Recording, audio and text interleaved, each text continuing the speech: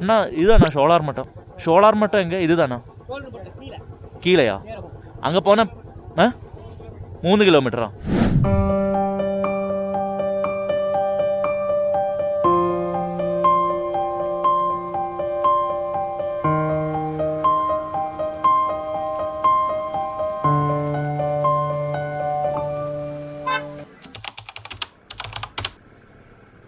ഷോളൂർ മട്ടം. പലരും ഈ ഒരു പേര് ആദ്യമായി കേൾക്കുന്നവരായിരിക്കും അല്ലേ? നിങ്ങളെപ്പോലെ തന്നെ ഞാനും ഈ സ്ഥലത്തെക്കുറിച്ച് അറിയുന്നതും കേൾക്കുന്നതും ഒക്കെ ഈ അടുത്തായിട്ടാണ്. ഏതായാലും ഇവിടുത്തെ ഫോട്ടോസ് കണ്ടപ്പോൾ തന്നെ ഞാൻ തീർച്ചയാക്കിയതാണ് ഈ ഒരു വ്യൂ പോയിൻറ്റിലോട്ട് എന്തായാലും നമ്മളൊന്ന് പോകുന്നുള്ളത്. അങ്ങനെയാണ് ഷോളൂർ മട്ടം കൂടെ നമ്മുടെ ബക്കറ്റ് ലിസ്റ്റിലോട്ട് വന്നത്. ഏതായാലും നമ്മളിപ്പോൾ കോത്തഗരിയിൽ നിന്ന് നമ്മുടെ റൂമിൽ നിന്ന് നേരെ പോകുന്നത് കോടനാട് വ്യൂ പോയിൻറ്റിലോട്ടാണ്.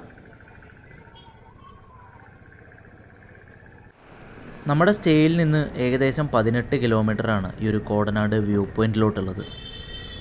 പേര് പോലെ തന്നെ പോകുന്ന വഴി മൊത്തമായിട്ടും കോട നിറഞ്ഞ ഒരു റൂട്ടാണ് കേട്ടോ നമുക്ക് കാണാൻ സാധിച്ചത്. കോടനാടിനെ ഇത്രയും വ്യത്യസ്തമാക്കുന്ന മറ്റൊരു കാര്യം ഇവിടുത്തെ എസ്റ്റേറ്റുകൾ തന്നെയാണ്. ഇവിടുത്തെ പകുതി മുക്കാലോളം ടീ എസ്റ്റേറ്റുകളും ജയലളിതയുടെ പേരിലായിട്ടാണ് ഇരിക്കുന്നത്. അതുപോലെ തന്നെ ജയലളിതയുടെ വേനൽക്കാല വസതിയായിട്ടും ഇവിടുത്തെ ഒരു ബംഗ്ലാവ് ഉണ്ട് എന്നൊക്കെ പറഞ്ഞു കേട്ടിട്ടുണ്ട് കേട്ടോ. അതുപോലെ തന്നെ ഇവിടുത്തെ കോടനാട് വ്യൂ പോയിൻറ്റിൻ്റെ ടൈമിംഗ് എന്ന് പറയുന്നത് രാവിലെ 9 മണി മുതൽ വൈകിട്ട് 6 മണി വരെയാണുള്ളത്. ഇത് ശനി ഞായർ ദിവസങ്ങളിലാവുമ്പോഴും സെയിം ടൈം തന്നെയാണ് കേട്ടോ ഉള്ളത്. ഡെയിലി തുറക്കുന്നത് കൊണ്ട് എപ്പോഴും ആൾക്കാരുടെ ഒരു തിരക്ക് ഇവിടെ നമുക്ക് പ്രതീക്ഷിക്കാവുന്നതാണ്.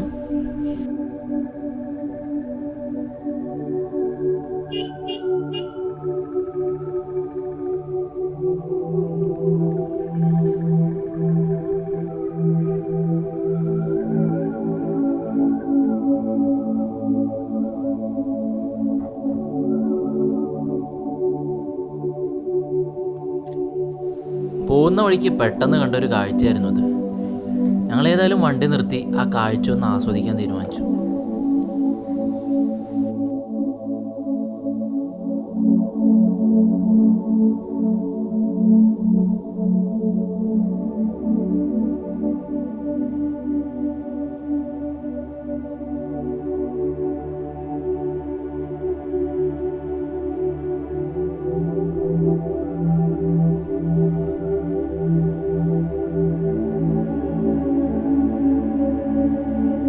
കൂനൂര് വഴി ഊട്ടി പോകുന്നതിനേക്കാൾ എത്രയോ ഭംഗിയുള്ള കാഴ്ചകളാണ് ഈ ഒരു കോത്തഗിരിയിലും കോടനാടും ഒക്കെ നമുക്ക് കാണാൻ സാധിക്കുന്നത്. കാരണം കൂനൂര് പോലെ ഒട്ടും ട്രാഫിക്കില്ലാത്ത ഒരു സ്ഥലമാണ് ഈ കോടനാടും അതുപോലെ കോത്തഗിരിയും ഒക്കെ തന്നെ.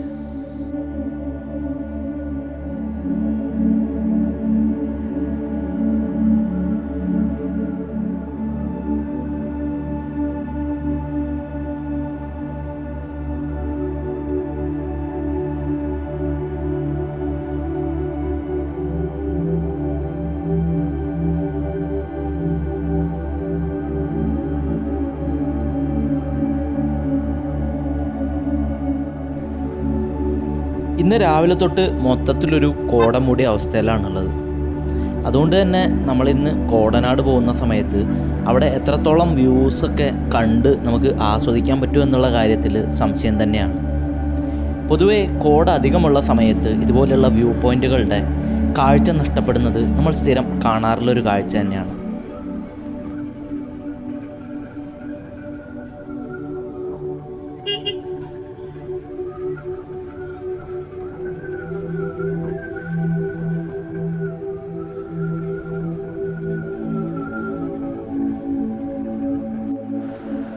നമ്മൾ ഓരോരുത്തരും ജീവിതത്തിൽ നടത്തുന്ന യാത്രകളിൽ എത്തിച്ചേരുന്ന ഡെസ്റ്റിനേഷനുകളേക്കാൾ പോകുന്ന റൂട്ടുകൾക്കാണ് മനോഹാരിത എന്ന് ഉറച്ചു വിശ്വസിക്കുന്ന ഒരാളാണ് ഞാൻ.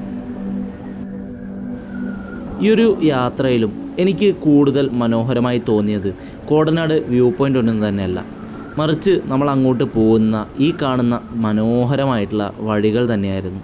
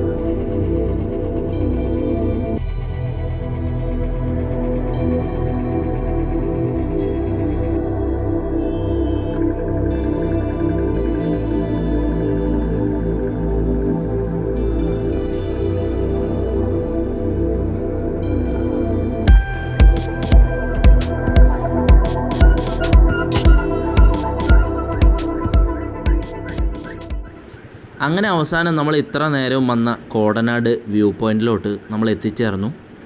ഇവിടെ ഒരു ബൈക്കിനായിട്ട് 20 രൂപയാണ് പാർക്കിംഗ് ഫീസ് അവർ ഈടാക്കുന്നത് കേട്ടോ. പക്ഷെ എന്നാലും നമ്മൾ ഇങ്ങോട്ട് വന്നപ്പോൾ തന്നെ മൊത്തമായിട്ട് കോട മൂടിയതുകൊണ്ട് അധികം കാഴ്ചകളൊന്നും തന്നെ നമുക്ക് കാണാൻ സാധിച്ചിരുന്നില്ല. അതുകൊണ്ട് ഗൂഗിളിൽ നിന്നെടുത്ത കുറച്ച് ഫോട്ടോസാണ് നിങ്ങൾക്ക് ഇപ്പോൾ ഞാൻ കാണിച്ചു തന്നത് കേട്ടോ. ഏതായാലും അവിടെ അധികം നേരം പിന്നെ നമ്മൾ നിൽക്കാൻ നിന്നില്ല. ഇനി നമ്മൾ നേരെ പോകുന്നതാണ് ഷോളൂർ മഠം എന്ന് പേരുള്ള അധികം ആർക്കും അറിയപ്പെടാത്ത ഒരു സ്ഥലം.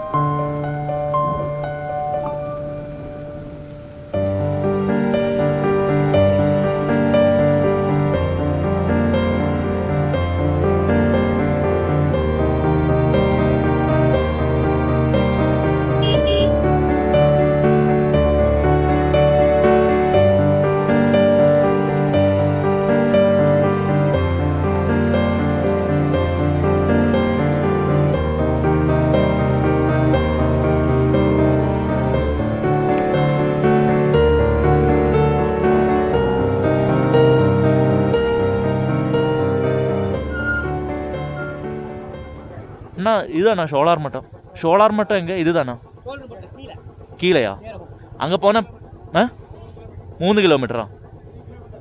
Okay okay. அங்கே பார்க்குறதுக்கு ஏதாவது இருக்கா? வியூ பாயிண்ட் மாதிரி இருக்கா? சரி சரி சரி சரி പോവാ. ഇനി നമുക്ക് ഏതായാലും ഷോളൂർ മഠത്തെക്കുറിച്ചും നമ്മുടെ കോത്തഗിരി അല്ലെങ്കിൽ കോടനാട് വ്യൂ പോയിൻറ്റിൽ നിന്ന് എങ്ങനെ ഈ കാണുന്ന ഷോളൂർ മഠം വ്യൂ പോയിൻറ്റിലോട്ട് പോകാൻ സാധിക്കും എന്നെല്ലാം നോക്കാം. ആദ്യം തന്നെ ഈ ഒരു ഷോളൂർ മഠത്തിലോട്ട് നമ്മുടെ കോടനാട് വ്യൂ പോയിൻറ്റിൽ നിന്ന് 23.5 കിലോമീറ്ററാണുള്ളത്. ഏകദേശം ഒരു ഉച്ച കഴിഞ്ഞതിന് ശേഷമാണ് ഈ ഒരു കോടനാട് വ്യൂ പോയിൻറ്റിൽ നിന്ന് നമ്മൾ ഷോളൂർ മഠത്തിലോട്ട് തിരിച്ചത്. പോകുന്ന വഴിക്ക് ചെറിയ കുറേ ചായക്കടകളും ഗ്രാമങ്ങളൊക്കെ നമുക്ക് കാണാൻ സാധിച്ചു കേട്ടോ. അങ്ങനെ നേരെ പോകുന്നതാണ് ഷോളൂർ മഠത്തിലെ അധികം ആർക്കും അറിയപ്പെടാത്ത വ്യൂ പോയിൻ്റ് എന്ന് വേണമെങ്കിൽ പറയാം. പോകുന്ന റൂട്ടൊക്കെ ഇതുപോലെ ഭയങ്കര മനോഹരമായിട്ടുള്ള റൂട്ടുകളാണ്.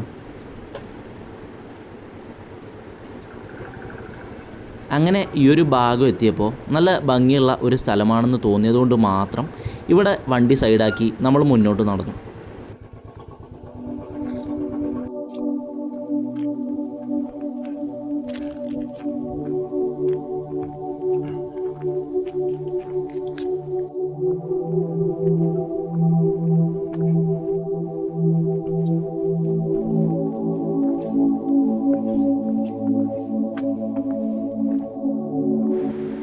സത്യം പറഞ്ഞാൽ ഈ ഒരു ഷോളൂർ മഠത്തിലോട്ടുള്ള എക്സാക്ട് റൂട്ട് നമുക്കും വലിയ വശമൊന്നും ഉണ്ടായിരുന്നില്ല.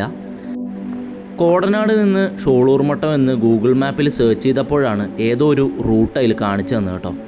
ആ വഴി കുറച്ചു ദൂരം വന്നതിന് ശേഷം പിന്നെ കണ്ട ഒരു ചന്തയിലോട്ട് കയറി അവിടെ കണ്ട കുറച്ച് ചേട്ടന്മാരോട് ചോദിച്ചാണ് ഈ ഒരു കറക്റ്റ് റൂട്ട് നമ്മൾ പിന്നെ കണ്ടുപിടിച്ചത്.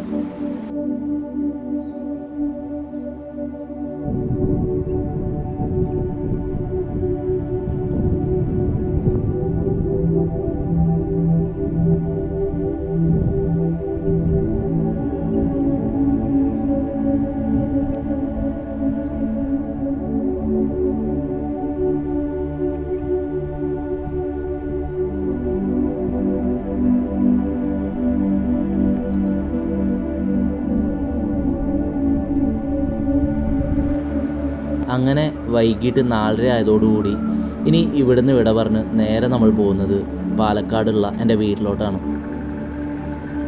കഴിഞ്ഞ പല യാത്രകളും സമ്മാനിച്ച പോലെ തന്നെ മനോഹരമായിട്ടുള്ള പല ഓർമ്മകളുമാണ് ഈ യാത്രയും നമുക്ക് സമ്മാനിച്ചത്. അതുപോലെ തന്നെ ഈ ഒരു യാത്രയ്ക്ക് മറ്റൊരു പ്രത്യേകത കൂടിയുണ്ട്. എൻ്റെ ബാച്ചിലർ ലൈഫിലെ ലാസ്റ്റ് യാത്ര കൂടെയാണിത്.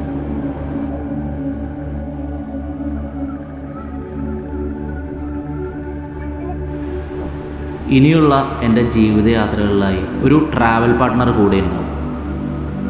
ഇനിയും പല നല്ല യാത്രകൾക്കുമായി നമുക്ക് ഒരുമിച്ച് കാത്തിരിക്കാം.